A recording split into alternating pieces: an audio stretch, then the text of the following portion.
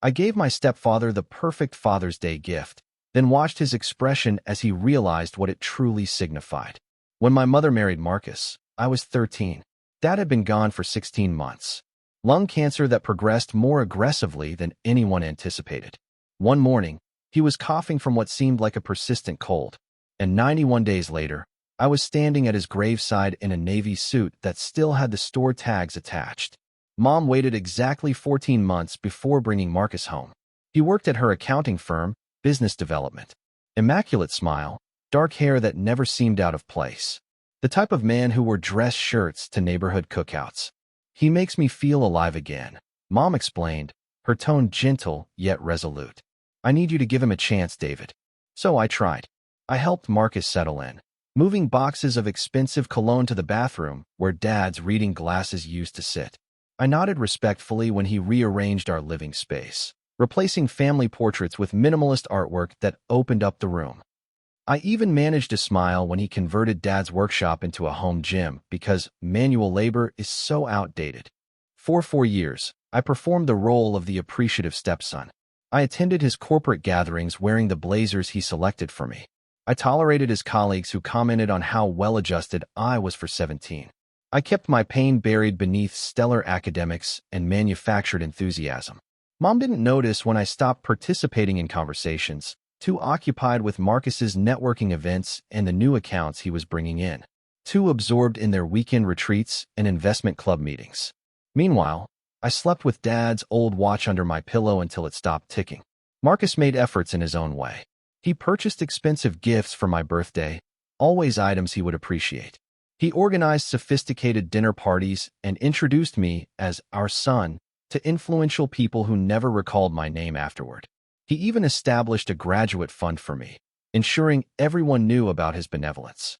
But when I struggled with anxiety attacks after Dad's death, it was online forums that provided guidance. When I had nightmares about his final days, it was our old family cat who provided comfort. The turning point occurred during my junior year. I was selected for the varsity debate team captain position, the first accomplishment I'd felt passionate about since Dad passed. The championship tournament fell on the same evening as Marcus's business awards ceremony.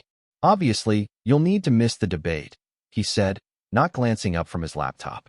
The Washingtons are bringing their daughter. She's at Stanford. Networks matter, David. Mom started to protest, then fell silent when Marcus placed his hand on her shoulder. It's just a high school activity, she finally said. There will be other opportunities. I went to my room and retrieved the antique briefcase Dad had left me. Inside was his college ring, a photo of me as a baby, and a journal I'd been too afraid to open, too frightened of confronting his final words. That evening, through tears, I read every page. Most contained what you'd expect. His dreams for my future, moments he treasured, guidance he wouldn't be able to give personally. But the final entry, written 3 weeks before he died, was different. If you're reading this, David, I need you to know about the storage unit. The key is hidden inside this briefcase's lining. What you discover there will alter everything. I'm deeply sorry. The key was brass and rectangular with the facility's name etched into it. The following day, I skipped classes and went to secure space storage. The manager recognized me. Dad's company had used their services for decades. Your father said you'd eventually come, he said, escorting me to the unit. Inside the container was a laptop computer, multiple folders of paperwork, and an envelope addressed to me in Dad's handwriting. My dear David, it began. By now, Marcus has likely integrated himself completely into your lives. I've been aware of him for months. I read the entire letter 3 times, my hands trembling. Dad had discovered Mom's affair with Marcus 8 months before his diagnosis. He'd employed a private detective who documented everything. Restaurant receipts, email exchanges, photographs of them together while Dad was taking me to baseball practice. The investigator's report was thorough, covering several months. There were pictures of Mom and Marcus entering motels in 4 different cities. Screenshots of text messages that made my stomach churn. He's taking David to his grandmother's this weekend. Come over. Can you imagine when we don't have to sneak around anymore? Sometimes I wish he would just vanish. That final one was from Mom. Sent 5 months before Dad became ill. I examined credit card statements showing meals at establishments I'd never heard of on evenings when Mom claimed to be working overtime. purchase records for gifts that never appeared at our house, a rental agreement for a studio apartment across town that wasn't in our family's name. But there was more. The files revealed financial documents showing that Mom and Marcus had been systematically siphoning money from Dad's business accounts, funds intended for me, into hidden investments. They'd been orchestrating this for months, waiting for the optimal moment.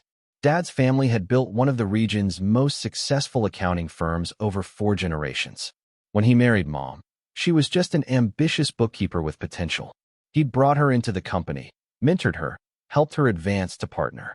The business was his family's heritage, and I was meant to be its future. I discovered detailed spreadsheets tracking hundreds of thousands diverted through fabricated companies, phantom client accounts, and falsified investments. The money moved through multiple states before vanishing into encrypted accounts. Dad's signature appeared on every crucial document. Marcus's on many. The most devastating part, medical records suggesting Dad's rapid decline might not have been so natural. Unusual test results, questionable prescriptions, toxicology analyses he'd commissioned privately when he grew suspicious. I started feeling unwell after our anniversary celebration, Dad wrote. Just fatigued initially, then progressively worse. The doctors couldn't explain my condition. When I began documenting symptoms, I realized I only felt this way after meals that Sarah prepared especially for me. There were laboratory analyses of hair samples revealing elevated levels of toxic substances consistent with gradual poisoning. Results from tests on food samples from our kitchen, notes from consultations with 4 different medical experts who all noted the irregular progression of his symptoms. I can't prove anything definitively, Dad wrote. And by the time you read this, it won't matter for me. But I couldn't leave you vulnerable. The final section of his letter outlined his contingency plan, a second hidden trust he'd established in my name. The house and business I thought Mom controlled were technically mine when I turned 21. Dad had modified his will 3 weeks before he died, working with attorneys Mom didn't know existed. I've ensured that what's rightfully yours remains yours, he wrote. The trustees will contact you on your 21st birthday automatically.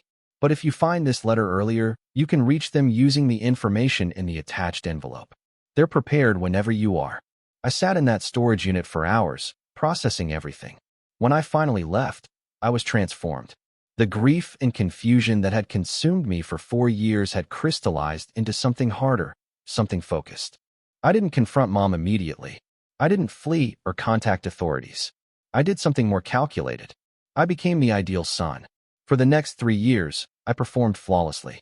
I excelled academically, joined the organizations Marcus recommended, attended every tedious corporate function. I wore the appropriate clothes, said the right things, and never let them see what I knew. At night, I methodically documented their ongoing fraud. Each time Mom mentioned a challenging client or complex financial strategy at dinner, I researched the entities involved, tracking the money through their maze of fake companies. I created my own database, building on Dad's work. My bedroom became my headquarters. I installed a concealed safe behind my dresser where I stored copies of everything. I recorded conversations at family meals, business discussions they had when they assumed I wasn't paying attention. I photographed documents Mom brought home and left carelessly on her desk, trusting that her 19-year-old stepson would never comprehend their importance. 8 months after discovering Dad's letter, I felt prepared to contact his trustees. The envelope contained 4 business cards, a forensic accountant, an attorney specializing in corporate fraud, a retired federal prosecutor, and a former judge who had been Dad's grandfather's closest friend. I met them at the prosecutor's home on a Sunday when I was supposedly at study group. I had told them everything over email, but seeing their reactions as they reviewed the actual evidence was different. The accountant whistled low when he saw the scope of the fraud. The attorney muttered under her breath. The prosecutor looked at me with a mixture of sympathy and cold fury. "Your father was one of the most honest men I knew," he said. "What do you want to do, David?" I had spent months considering my options. I could have exposed everything immediately, sending Mom and Marcus to prison. I could have disappeared, waiting until I turned 21 to claim my inheritance. I could have confronted them, forcing a devastating confrontation. Instead, I chose the path Dad had initiated, methodical, precise justice. "I want to learn everything," I told them. About the business, about finance and law, about how to manage a company. I want to be ready when I take it all back. The prosecutor nodded, unsurprised. Your father said you'd say that. He left detailed instructions for us if you chose this route. For the next 2 years, I lived a double life. At home and school, I was the perfect, accomplished stepson that Marcus could showcase at parties. But 4 afternoons a week, I slipped away to volunteer work and tutoring that were actually intensive training sessions with my secret team. The forensic accountant taught me how to interpret financial statements, identify fraud, and understand the complex network of transactions that kept the family business operating. The attorney educated me on corporate law, contracts, and the specific legal structures that would eventually allow me to assume control. The prosecutor introduced me to his contacts in banking, finance, and regulatory agencies. People who had respected Dad and were disgusted by what had happened to his company. Meanwhile, I worked with Dad's attorneys, preparing everything: the trust, the evidence, the strategy. I graduated high school at 17, a year ahead of schedule. Mom and Marcus were ecstatic, their prodigy heading to MIT early with a full scholarship. What they didn't realize was that I'd also been taking business and law courses online, learning everything about Dad's company, about the accounts they believed were hidden. "We're so proud of you," Mom said at my graduation celebration. Just family and a few of their business associates. No one from my school, no one who actually knew me. "You've surpassed all our expectations," Marcus added, his arm around my shoulder for the photographer they'd hired. "MIT early admission. The partners are already discussing your future with the firm." I smiled and thanked them, knowing that in less than 4 years, I would control those partners. The summer before college, Marcus announced he wanted to adopt me legally. "You're my son in every way that counts," he said, touching my shoulder during lunch at his favorite expensive restaurant. "Let's make it official before you start college." I studied his expression, searching for any trace of genuine feeling. There was a certain tension around his mouth, a calculation in how he glanced at Mom before returning his attention to me. This wasn't about love. It was about securing his position. An adopted son would strengthen his claim to the family business should anything happen to Mom. I smiled and embraced him, saying that nothing would mean more to me. "We should celebrate," Mom said, already reaching for her phone. "Maybe a weekend in Martha's Vineyard. We could invite the Andersons. Their son is at Harvard Business." "That sounds wonderful," I replied, thinking of the file I'd compiled on the Andersons' failing real estate company and the mysterious cash injection it had received from one of Mom's shell corporations last quarter. That evening, I called an emergency meeting with my trustees. We gathered in the prosecutor's home office after I told Mom and Marcus I was staying overnight with a friend to celebrate graduation. "They want me to sign adoption papers," I explained. "I need to know if that affects our strategy." The attorney spread documents across the oak table. "Actually, this could work in our favor. The adoption process requires financial disclosures. We'll get an updated picture of their assets, and it changes nothing about your father's trust. That's bulletproof." "How close are we?" I asked. The accountant adjusted his glasses. "We've documented 73% of the missing funds, traced them through 6 states to accounts we can identify. It's more than enough for criminal charges." "And the evidence about your father's illness?" the prosecutor asked gently. This was the hardest part for me. The possibility that Mom had not just betrayed Dad, but actively poisoned him. The medical experts we'd consulted couldn't definitively prove murder, but the pattern was suspicious enough for an investigation. "We keep that separate for now," I decided. One battle at a time. As I prepared to leave, the prosecutor handed me a small wrapped package. "Your father left this with specific instructions to be given to you when you were ready to move forward." Inside was a vintage Parker pen that had belonged to my great-grandfather. "He used this to sign his first major contract," the prosecutor explained. "Said he wanted you to have it when you were ready to reclaim what's yours." I carried that pen with me everywhere after that night. A symbol, a promise. 3 weeks later, Father's Day arrived. Marcus had always made a significant production of it. Expensive brunches, professional photographers to document his father-son relationship for social media. This year, he planned a barbecue for 40 of their closest friends. The adoption announcement would be the highlight. I spent the week before carefully preparing my gift, working late into the night in my room, compiling documents, organizing evidence, crafting the perfect presentation. The irony wasn't lost on me. This was the most thoughtful gift I'd ever created for him. The morning of the party dawned clear and warm. Perfect weather for Marcus's carefully orchestrated event. The caterers arrived at 8, followed by event planners, decorators, and a small crew, transforming our backyard into an elegant venue that looked nothing like the simple garden Dad had loved. I found Marcus in his office, surrounded by rejected speech drafts for the adoption announcement. "What do you think?" he asked, holding up two nearly identical versions. "The sentimental approach or the business angle?" "The sentimental one," I said, watching him immediately set aside the version I'd selected. "I have something special for you," I told him, handing him an elegantly wrapped package with a gold ribbon. "Oh, you didn't need to," he said, his surprise seeming almost genuine. We both knew I'd never given him a Father's Day gift before. "I wanted to, for today's announcement." He set the package aside. "I'll open it later during the party. More meaningful that way." "I'd prefer you open it now," I insisted. "It's personal." Something in my tone made him pause. He studied my face, then reached for the package. Inside was a leather-bound book. On the cover, embossed in silver, "A Son's Appreciation." "Oh, David," he breathed, clearly expecting a collection of sentimental photos and memories. His hands trembled slightly as he opened it. The first page showed a picture of Dad, smiling from before he got sick. "What is this?" he asked, his voice strained. "Keep reading," I said gently. "It gets better." Page by page, the book told the story Dad had left me. Restaurant receipts, bank statements, medical reports, each carefully annotated in my precise handwriting.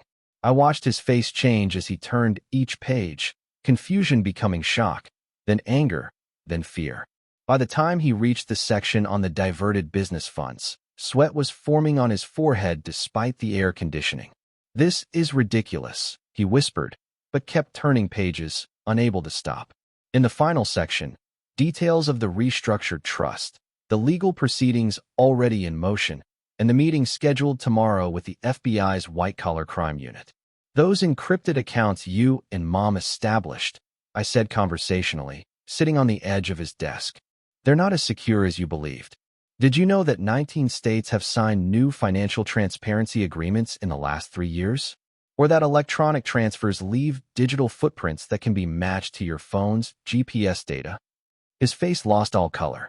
"Your wife and you will be very interested in the terms I'm offering," I finished, still smiling as the doorbell chimed, announcing the first guests. "Much preferable to federal prison." He stood, knocking over his coffee. "You ungrateful little." "Careful," I whispered. "Your guests are arriving, and I'm still deciding whether to show them what's in Chapter 4. He glanced down at the book, still open to a page showing his text messages to Mom from the week Dad was in hospice care. Messages complaining about visiting hours interfering with their dinner plans. "What do you want?" he hissed, straightening his shirt with shaking hands. "You're going to go downstairs and host your party. You're going to smile and laugh and be the perfect host. And tomorrow morning at 10 o'clock, you and Mom will meet me at Prosecutor Williams's office to discuss terms for your continued freedom." His eyes darted around the room, perhaps looking for an escape route, finding none. "This is extortion." "No," I corrected him. "This is justice. With a touch of mercy, if you earn it." I moved toward the door. "You have 2 minutes to compose yourself. People are waiting." The party lasted 4 agonizing hours. Marcus maintained his composure through trembling hands and a fixed smile that never reached his eyes. I played the devoted stepson perfectly, toasting his influence on my life, watching him flinch at each double meaning only we understood. "David has been such a gift," Marcus told Mr. Williams, the prosecutor's brother-in-law. "I couldn't love him more if he were my own blood. And Marcus has taught me so much," I added, meeting his gaze steadily. "About loyalty, about consequences." Mr. Williams looked between us, sensing the undercurrent, but unable to identify it. "Well, you're obviously perfect for each other." Mom texted that she was running late from her spa appointment. Just as well, her gift was waiting in her office, an identical book with additional documents specific to her role in the fraud. The guests gradually left as the evening progressed, complimenting Marcus on the wonderful event and congratulating me on MIT. I stood beside him at the door, accepting embraces from women who smelled of designer perfume and ambition, shaking hands with men who'd known my grandfather but couldn't quite recall my name. "Is everything okay with Marcus?" one of Mom's partners asked me quietly. He seems on edge. Oh, he's just emotional about the adoption, I explained. Today means everything to him. After the last guest departed, Marcus disappeared upstairs. I found him 30 minutes later frantically packing a bag. Going somewhere? I asked from the doorway. He spun around, a handful of important documents clutched in his fist. You can't prove any of this. It's all circumstantial. The FBI doesn't think so. Neither does the IRS. But feel free to run. They're expecting that. There's an agent parked across the street. Has been for 4 days. This was a bluff. The authorities weren't involved yet. That was part of the leverage in my negotiation strategy. But Marcus didn't know that. He collapsed onto the bed, his half-packed bag open beside him. What happens now? Now we wait for Mom. Then we discuss terms. Mom arrived 2 hours later, calling Marcus's name as she entered. I met her in the living room, her gift in my hands. Where's Marcus? She asked. How was the party? He's upstairs processing some information, and I think you should open this first. I watched the same sequence of emotions cross her face as she paged through the evidence. Unlike Marcus, she became completely silent, her business training taking over, even in shock. When she finally looked up, her expression was unreadable. Where did you get all this? Dad left it for me, along with instructions. Something like regret flickered across her features, quickly suppressed. David, whatever you think you know, is documented in quadruplicate and stored in multiple secure locations. I finished for her, including evidence about Dad's health decline that suggests more than just financial crimes. Her face went pale at that. You can't seriously believe that I poisoned him. I don't know. The evidence is inconclusive, but strong enough for an investigation if I choose to pursue it. She closed the book carefully, as if it might detonate. What do you want? The same thing I told your husband. 10 a.m. tomorrow. Prosecutor Williams's office. We'll discuss how you can avoid federal prison. That evening, after the guests left, I found Mom sitting alone in the dark of Dad's former office, surrounded by the modern furniture she'd chosen to replace his antique desk and bookshelves. Why now? She asked, not looking at me. Why wait all this time? I sat across from her, smoothing my tie. Dad taught me patience, and I needed to understand everything first. What do you want? I'd rehearsed this moment for 3 years, imagining satisfaction, maybe even vindication. Instead, looking at this woman who'd helped destroy my father, I felt empty. Mom transfers control of the company to me through the original trust mechanism. You both resign publicly, but continue as consultants under my supervision. The money you diverted returns to the trust.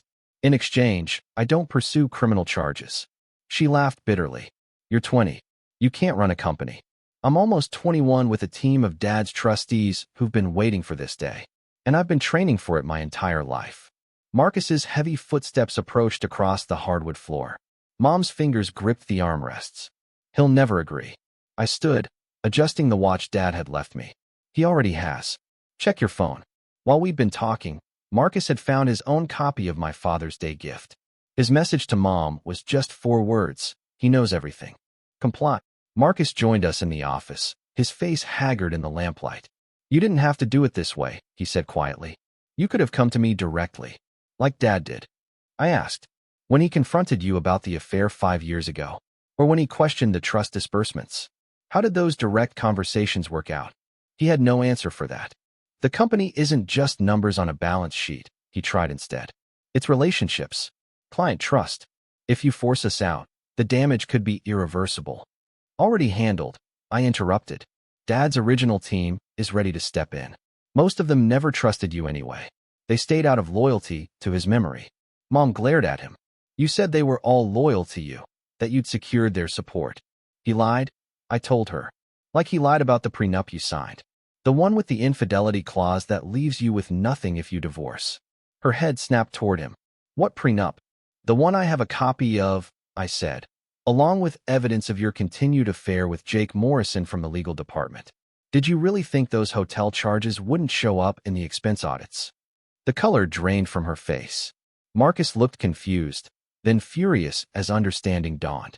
You told me that was over, he growled. It is, she insisted, but her eyes darted away from his. David is manipulating you.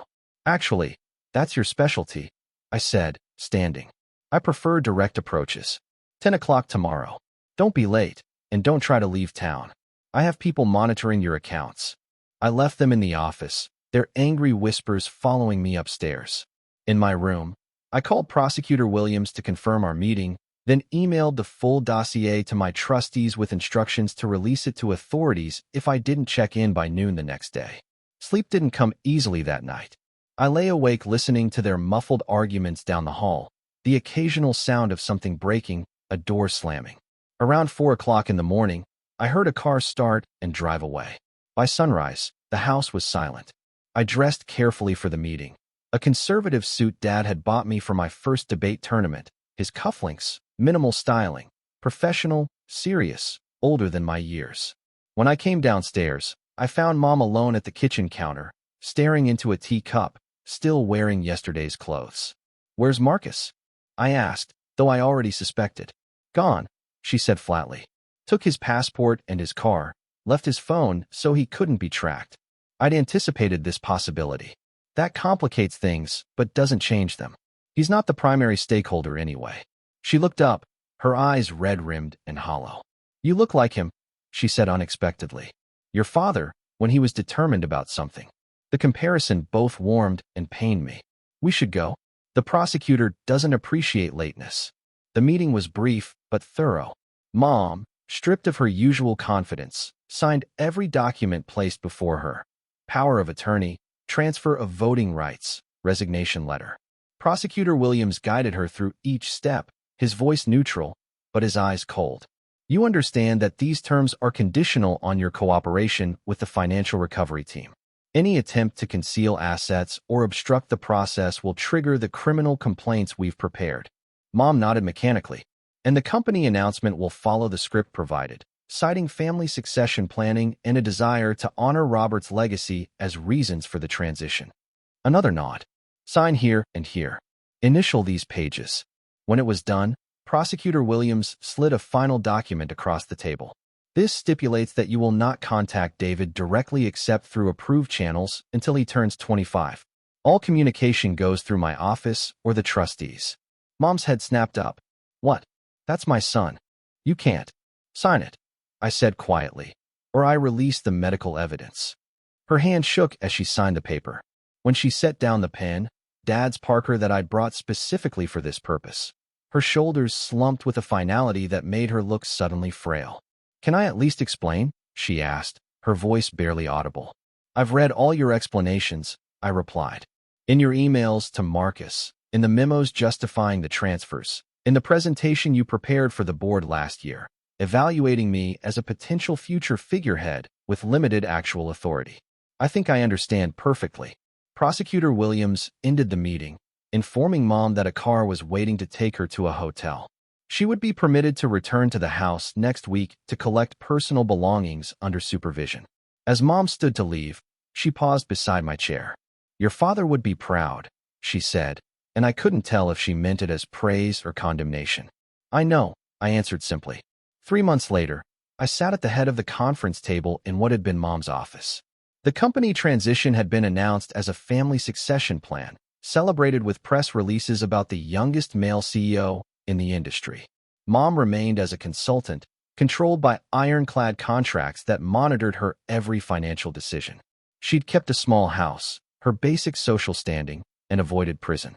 In return, I received what was rightfully mine, plus her complete submission to monthly reviews where I examined every aspect of her professional life.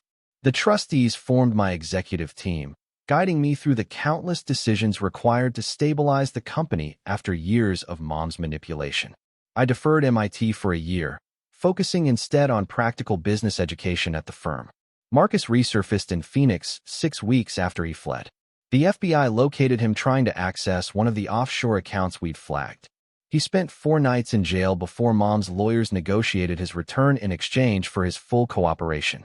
He came back to Connecticut under strict monitoring, living in a company-owned apartment and working as a junior consultant with severely limited authority. The prenup I'd mentioned proved accurate. Mom filed for divorce, citing abandonment and infidelity, leaving him with only what the separation agreement we'd crafted allowed.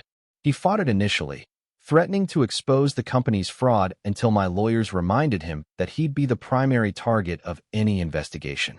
It wasn't justice for Dad. Nothing could be. But it was the beginning of something he'd wanted for me. Control of my own destiny, protection of the legacy he'd built, accountability for those who had betrayed him. The search for definitive proof about Dad's illness continued quietly. I hired specialists to re-examine tissue samples the hospital had preserved, ordered new tests on items from his medicine cabinet that I'd kept untouched, interviewed medical staff who had treated him. The results remained frustratingly inconclusive. Suspicious patterns, but no definitive evidence. Mom maintained her innocence on that front, even in private meetings with her attorneys where she admitted to everything else. The cancer was real, she insisted. I never touched his medication, never altered his food. I wanted him gone, yes. I'm guilty of wishing him dead, but not of making it happen. I didn't know whether to believe her. Part of me needed her to be guilty of everything. A complete monster whose destruction I could pursue without reservation. Another part desperately wanted this one line to remain uncrossed, preserving some tiny fragment of the mother I'd once loved. The company flourished under new management. We unwound Mom's complicated schemes, recovered most of the diverted funds, rebuilt client relationships damaged by her shortcuts.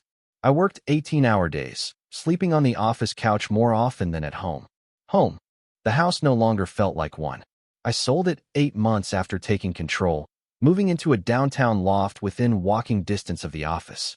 Mom relocated to a smaller house in the suburbs, stripped of her country club memberships and most of her social circle when the carefully worded but transparent company statement made it clear she'd been forced out. Last month, I visited Dad's grave for the first time since reading his letter. I did what you asked, I told him, placing wildflowers against the stone. The company is safe. Your legacy is protected. I wish you could see it. As I turned to leave, I noticed a familiar figure watching from a distance. Marcus, holding a small bouquet of his own. Our eyes met across the cemetery. He didn't approach, but nodded once before walking away. Some lessons take years to teach. Some gifts keep giving long after they're opened. Every Father's Day since then, I send Marcus the same thing. A single photograph of Dad smiling in his workshop with a note that reads, "Thinking of you today." He never responds, but I know he understands. It's the only language we have left. Chat controls Sonnet 4.